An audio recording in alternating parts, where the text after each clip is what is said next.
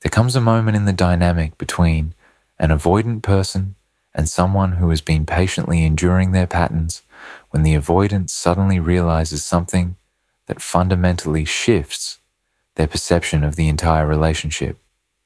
They realize that you were never the naive, clueless, overly trusting person they believed you to be. You weren't missing their inconsistencies, their mixed signals, their strategic withdrawals, their manipulation disguised as boundaries. You saw everything. You noticed every pattern, recognized every defense mechanism, understood exactly what they were doing and why they were doing it. But instead of calling them out constantly, instead of creating drama or demanding explanations for every withdrawal, instead of pursuing them desperately when they pulled back, you chose to observe. You chose to give them space to reveal themselves fully while you gathered information, processed what you were seeing, and made your own quiet assessments about whether this person and this dynamic were sustainable or worth your continued investment. This realization is profoundly unsettling for the avoidant person because it means they never had the control or advantage they believed they had. It means their patterns were transparent rather than mysterious. It means you were making informed choices to stay or tolerate their behavior rather than being too naive to see alternatives. It means they underestimated you completely, mistaking your patience and strategic non-reaction for ignorance or excessive tolerance. The avoidant person built their entire approach to the relationship on the assumption that you didn't fully understand what was happening, that they were operating at a level of sophistication you couldn't perceive, that their defenses were subtle enough to escape your notice. Discovering that you saw through everything, that you were consciously choosing your responses rather than reacting from ignorance, forces them to reevaluate the entire relationship and their role in it. They realize that every time they thought they were successfully creating distance or maintaining control, you were allowing it while taking mental notes. They realized that the relationship continued, not because you were too attached to recognize dysfunction, but because you were giving them enough rope to either change or hang themselves with their own patterns. What you were actually doing, while they thought you were clueless, while the avoidant person believed you were naive or simply didn't notice their patterns, you were actually engaged in a sophisticated process of observation, assessment, and strategic response that they completely misread as ignorance or excessive tolerance.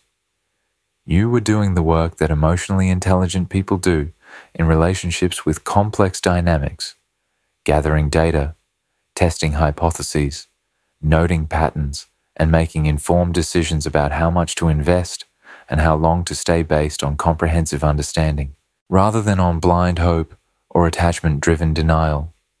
The avoidant person's assumption that you didn't see what was happening reveals more about their own defenses and their need to believe they were in control than it reveals about your actual awareness. What you were doing while they thought you were clueless was noticing everything. You noticed when their enthusiasm would surge and then suddenly evaporate without explanation. You noticed the pattern of them pursuing when you pulled back and withdrawing when you showed interest. You noticed how they would be warm and engaged one day and cold and distant the next, with no apparent external reason for the shift. You noticed how they spoke about past relationships with a consistent theme of others being too needy or too demanding. You noticed how they maintained escape routes in conversations about the future, always hedging, always keeping things ambiguous. You noticed how they framed their limitations as preferences and their avoidance as healthy boundaries. You were noticing these patterns not in the explosive, reactive way the avoidant person might have expected if they knew you were aware, but in the quiet, accumulating way that creates comprehensive understanding. You were building a mental map of their defensive structure, seeing how the pieces fit together, recognizing the underlying wounds that drove their behavior. You were reading psychology articles about attachment theory, recognizing their patterns in the descriptions of avoidant attachment, understanding that what you were experiencing was not unique to your relationship, but rather a well-documented phenomenon with predictable trajectories. What you were also doing was testing their patterns to see if your observations were accurate. You would occasionally pull back to see if they would pursue, confirming the dynamic where your unavailability triggered their interest. You would express a need to see if they could meet it, or if they would withdraw, confirming their limited capacity for responding to others' needs. You would create opportunities for them to show up more fully, to see if they would take those opportunities, or if they would retreat from them. These tests weren't manipulative games. They were data-gathering exercises that helped you understand whether the patterns you were seeing were consistent and therefore likely to continue, or whether they were temporary reactions to specific circumstances that might change. While gathering this data, you were also managing your own emotional responses with considerable sophistication. You recognized that reacting to every withdrawal with anxiety or pursuit would only reinforce their patterns and give them justification for their belief that you were too needy or demanding. You understood that constant confrontation about their inconsistency would trigger their defenses and likely accelerate their exit rather than creating meaningful change. So, you chose strategic non-reaction, responding to their patterns with measured calm that gave you time to think clearly about what you were seeing rather than reacting from wounded attachment. This non-reaction was not the same as acceptance or approval of their behavior. You were not okay with their patterns, but you recognized that showing them you weren't okay in reactive, emotional ways would not produce the outcomes you wanted. Either they would use your emotional reactions to justify their withdrawal, framing you as too intense or unstable, or they would provide temporary reassurance that wouldn't translate into sustained behavioral change. So you chose a different approach, allowing their patterns to play out fully while you observed, neither rewarding the patterns with pursuit nor punishing them with drama, simply noting what was happening and what it revealed about their capacity. What you were also doing during this observation period was maintaining your sense of self and your connection to your own reality. The avoidant person's behavior could have made you doubt your perceptions, convinced you that you were reading too much into things, or being too sensitive, or expecting too much. But you trusted what you were seeing. When they said they cared about you, but their actions didn't demonstrate care, you believed their actions over their words. When they claimed to want the relationship, but consistently behaved in ways that prevented intimacy, you recognized the discrepancy. You didn't gaslight yourself into accepting their preferred narrative. You held on to your truth about what you were experiencing. This trust in your own perceptions while maintaining outward calm was sophisticated emotional work that the avoidant person completely missed. They saw your lack of constant confrontation as evidence that you didn't notice the problems or didn't care enough to address them. They interpreted your strategic patience as naive tolerance. They mistook your careful observation for oblivious acceptance. This misreading allowed them to feel comfortable continuing their patterns because they believed you weren't sophisticated enough to see through them or strong enough to leave despite them. What you were also doing was giving them genuine opportunity to change or to reveal whether change was possible. By not reacting to every withdrawal with panic or demands, you created space for them to potentially recognize their own patterns and choose to show up differently. By staying calm and grounded, you modeled secure attachment that could have helped them feel safer if they were capable of learning from that modeling. By maintaining clear boundaries without constant drama, you demonstrated what healthy relationship behavior looked like. You gave them every chance to rise to meet you in healthier dynamic, not because you were naive about the likelihood of change, but because you wanted to know definitively whether change was possible before making your final decisions about the relationship. Throughout this entire process, you were also preparing yourself for the likely outcome. You recognize that avoidant patterns are deeply entrenched and rarely change without sustained therapeutic work that most avoidants never undertake. You knew that observation period would probably confirm that this relationship couldn't provide what you needed and that you would eventually need to leave. But you wanted to be certain, wanted to give the relationship and the person every fair chance, wanted to leave with no regrets about not trying hard enough or not understanding clearly enough. Your observation wasn't about naively hoping they would change. It was about thoroughly understanding what you were dealing with, so that when you made your decision to stay or leave, that decision would be informed and confident rather than reactive and uncertain. The moment they realized you saw everything, the avoidant person's realization that you were never naive, that you saw and understood everything all along, typically arrives in a specific moment or interaction that suddenly reveals the gap between how they perceived you and who you actually are. This moment of recognition is often shocking and disorienting for them because it requires them to completely revise their understanding of the relationship and their role in it. They realize they've been operating under false assumptions that gave them a sense of control and superiority that never actually existed. The moment of realization can happen in various ways, but the common thread is that something you say or do demonstrates such clear understanding of their patterns that they can no longer maintain the fiction that you were oblivious. One common trigger for this realization is when you finally articulate their patterns with such precision and clarity that they recognize you've been seeing everything all along. Perhaps after months of their hot and cold behavior, you calmly state, "I've noticed that every time we get closer, every time I share something vulnerable, or we have particularly connected time together, you create distance within the next few days. You either pick a fight, suddenly get very busy, or find reasons why we're not compatible." This pattern has repeated at least 8 times in the 6 months we've been together, and it happens so consistently that I can now predict it before it occurs. I understand this is your way of managing anxiety about intimacy, but I can't continue in relationship where closeness is consistently punished with withdrawal. This kind of statement, delivered with calm clarity rather than emotional accusation, is devastating to the avoidant person's perception of the dynamic. You've just demonstrated that you've been tracking their patterns with precision, that you understand the psychological mechanism driving the behavior, that you've been making informed choices about staying despite seeing clearly what was happening.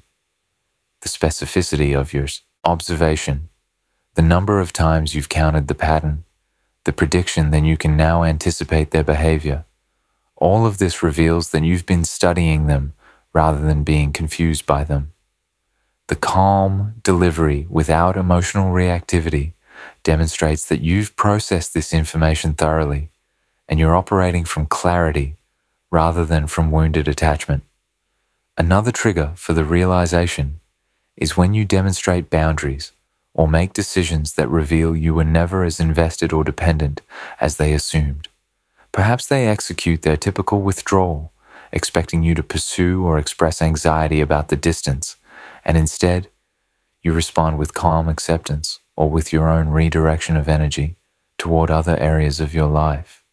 Or perhaps they return after a period of withdrawal, expecting you to be relieved and immediately receptive, and instead, you tell them you've been doing a lot of thinking and you're not sure the relationship is sustainable, that you need to see sustained change before you're willing to continue investing. This response reveals that you weren't desperately waiting for them to come back, that you used the distance to evaluate the relationship rather than to pine for them, that you have standards and limits they didn't realize existed. The avoidant person realizes that their absence didn't have the effect they unconsciously expected.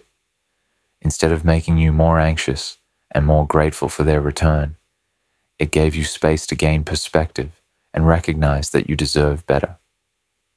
This recognition, forces them to see that you are more independent and less attached than they believed, that you've been making strategic choices rather than simply reacting to their patterns.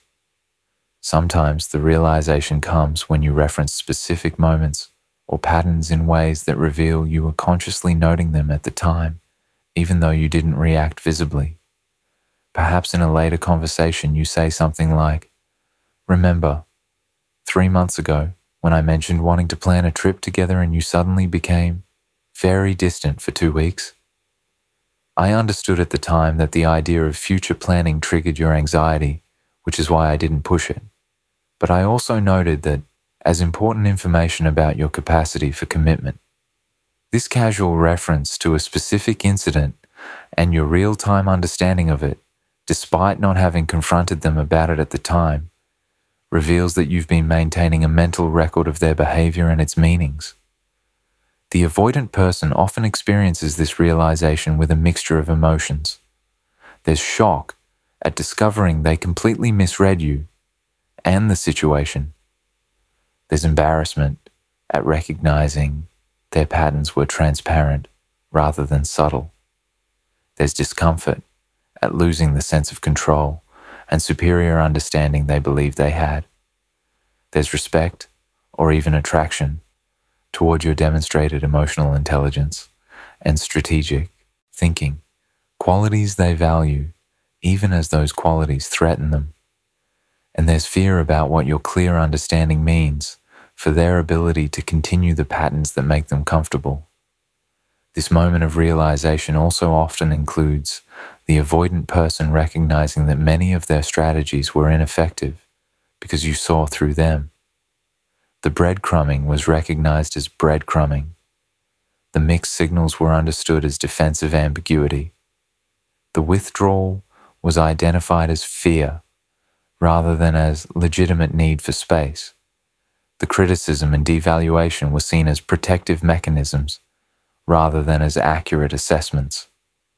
Every strategy they employed to maintain control and distance was operating on the surface level, while you were operating on a deeper level of pattern recognition and psychological understanding.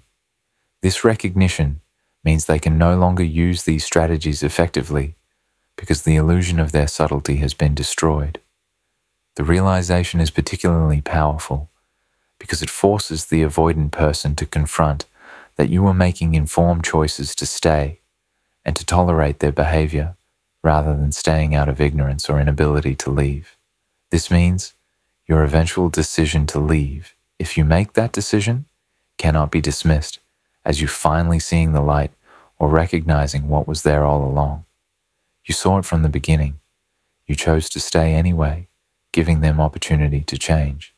And now, you're choosing to leave based on comprehensive evidence that change isn't happening. This informed choice is far more definitive and harder for them to argue with than a decision based on sudden realization or emotional reaction. Why your silence was more powerful than confrontation. Your choice to observe rather than to constantly confront, to remain strategically silent about what you were seeing rather than to create ongoing drama about every pattern and inconsistency, was far more powerful than the alternative approach of constant confrontation and emotional reaction would have been. This strategic silence served multiple functions that protected you, gave the avoidant person fair opportunity to change, and ultimately created conditions where your eventual decisions and statements would carry maximum impact. Understanding why silence was more powerful reveals sophisticated emotional intelligence that the avoidant person completely underestimated until they realized what you'd been doing. The first reason your silence was powerful is that it prevented you from becoming the problem in the avoidant person's narrative. If you had confronted every withdrawal with anxiety and pursuit, if you had created emotional scenes about their inconsistency, if you had demanded explanations and reassurances constantly, the avoidant person would have focused on your reactions rather than on their patterns. They would have framed you as too needy, too demanding, too emotional, too unstable. your behavior would have become the justification for their withdrawal, allowing them to avoid examining their own patterns by making you the problem that needed to be managed or escaped.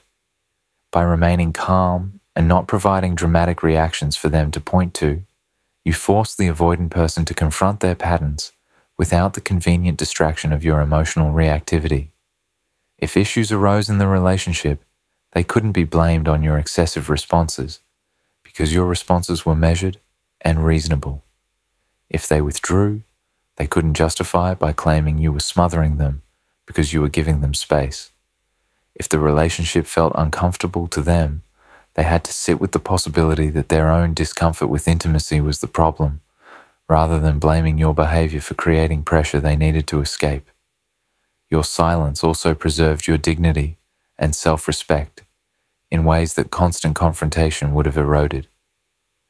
Every time you chose not to pursue when they withdrew, you maintained your sense of self-worth and your boundaries. Every time you observed their patterns without demanding explanations or reassurances, you demonstrated that you didn't need them to validate your perceptions or to make you feel secure.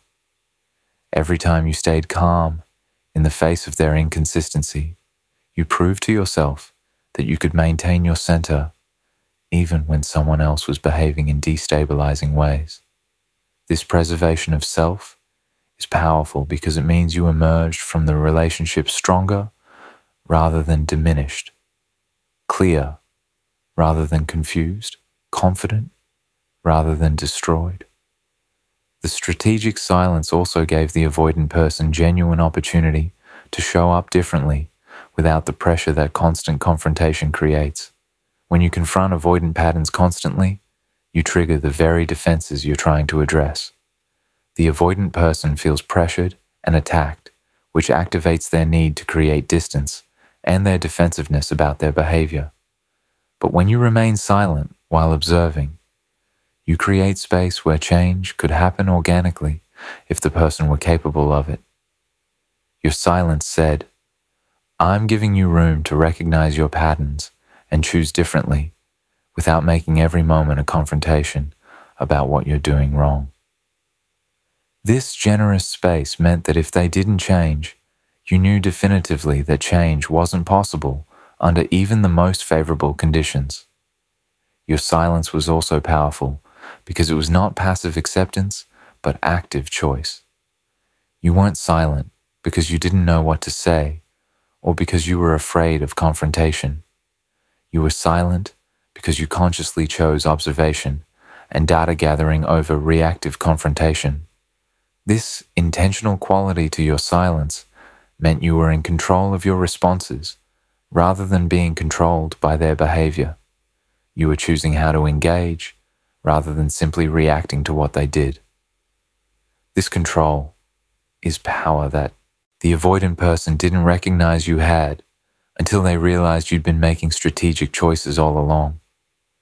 The silence accumulated power over time in ways that individual confrontations never could. Each instance of you noting their pattern without reacting, each moment of you seeing through their defenses without calling them out, each choice to stay calm while they enacted their dysfunction, all of these accumulated into comprehensive understanding and documented record of their behavior. When you eventually chose to speak, when you finally articulated what you've been seeing, the accumulated weight of all those observations gave your words devastating impact. You weren't reacting to single incident. You were presenting comprehensive case built on months of evidence, and this comprehensive case was impossible to dismiss or minimize. The silence was also powerful because it revealed who the avoidant person truly was rather than who they might have performed being if they'd known you were watching critically. When people know they're being observed and evaluated, they often modify their behavior to create better impression.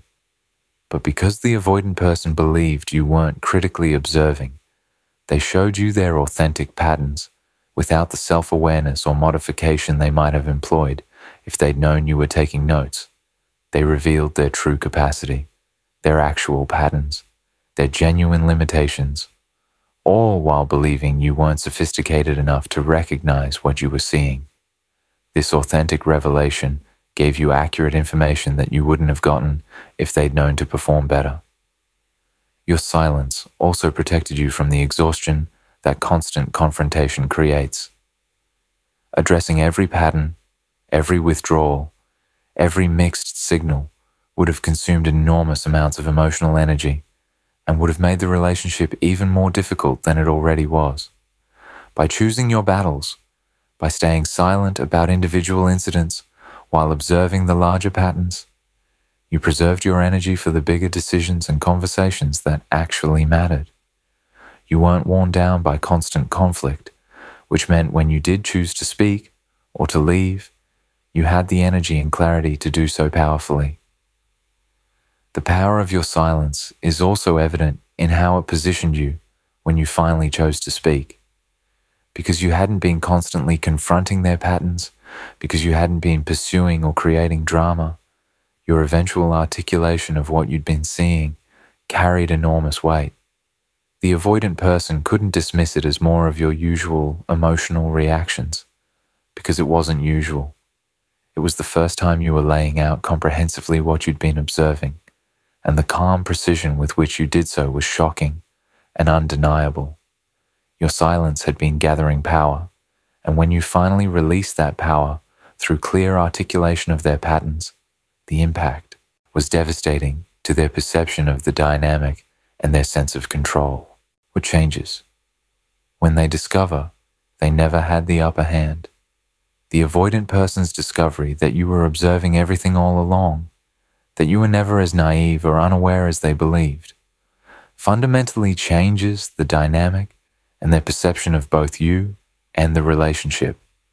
This discovery shatters several key assumptions they were operating under, and the recalibration that follows this shattering reveals new truths about the relationship's actual power dynamics and future possibilities.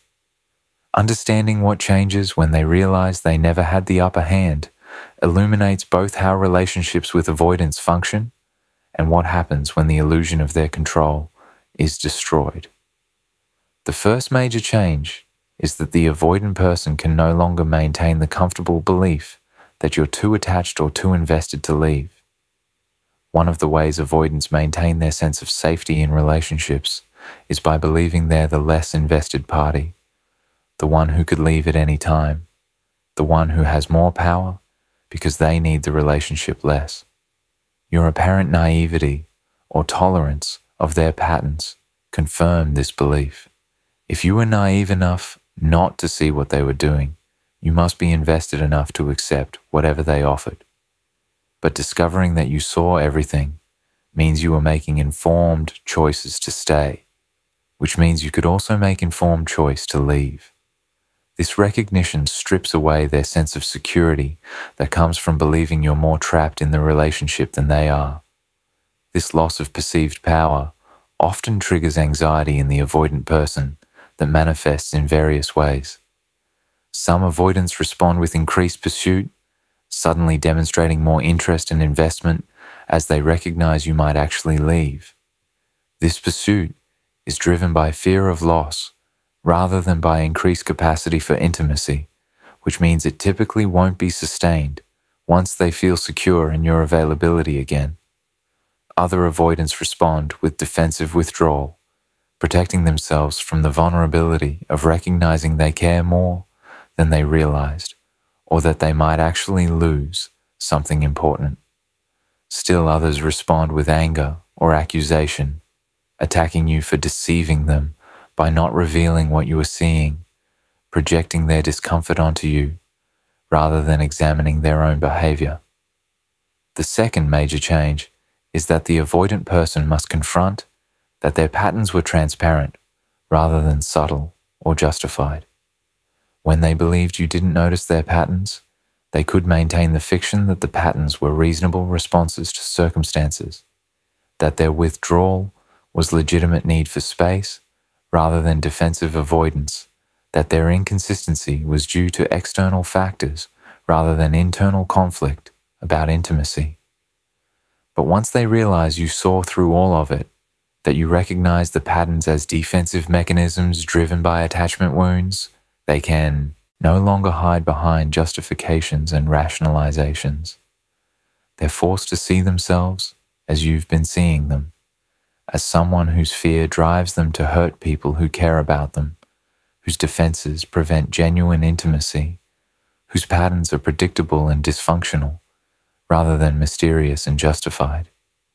This confrontation with their patterns is deeply uncomfortable, and many avoidants will resist it by either doubling down on their justifications or by exiting the relationship to escape the discomfort of being truly seen.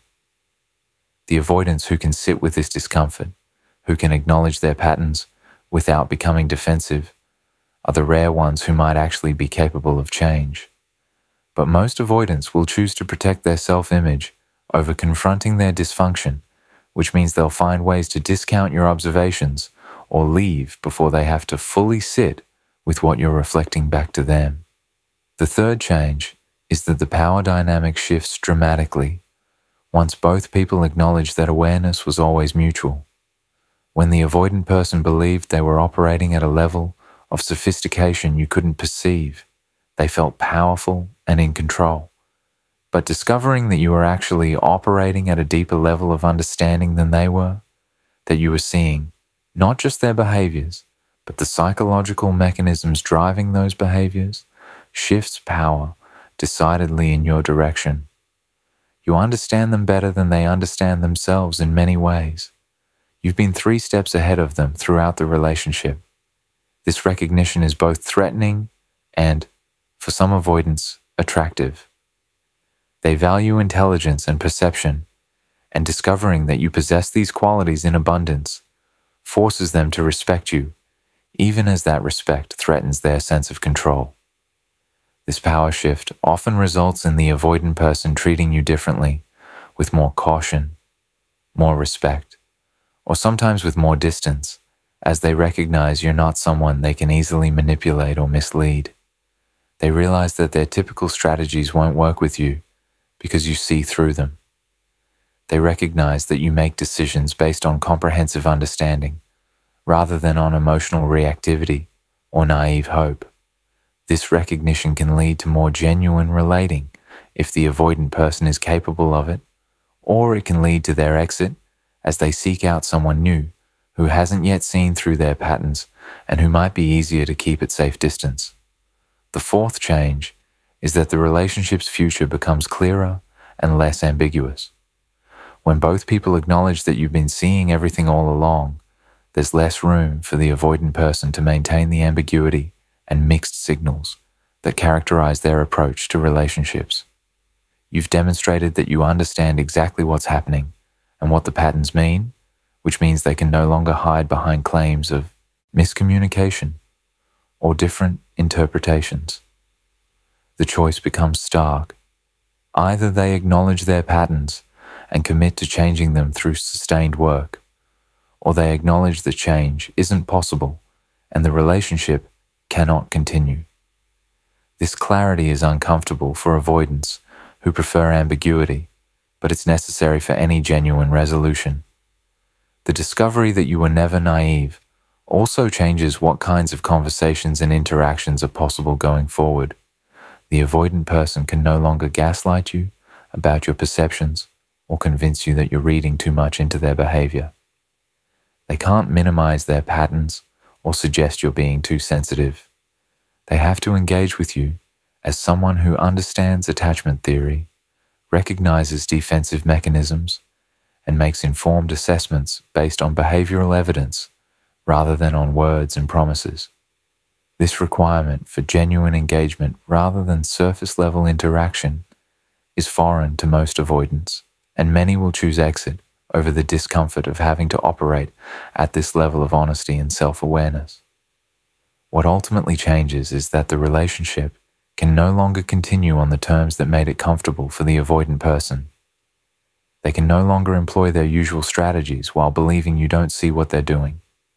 They can no longer maintain control through keeping you confused or off balance. They can no longer rely on your naive hope or attachment to keep you tolerating their patterns indefinitely. The relationship must either evolve into something more genuine and reciprocal, which requires the avoidant person to change in ways most cannot or will not, or it must end because the conditions that allowed it to exist in its dysfunctional form have been destroyed by your revelation of always having seen exactly what was happening. This binary outcome, change genuinely or end definitively, is precisely what your strategic observation and eventual articulation creates. And it's the only path forward that serves your dignity and your need for genuine partnership, rather than enabling dynamic built on your supposed ignorance of what you were always seeing clearly.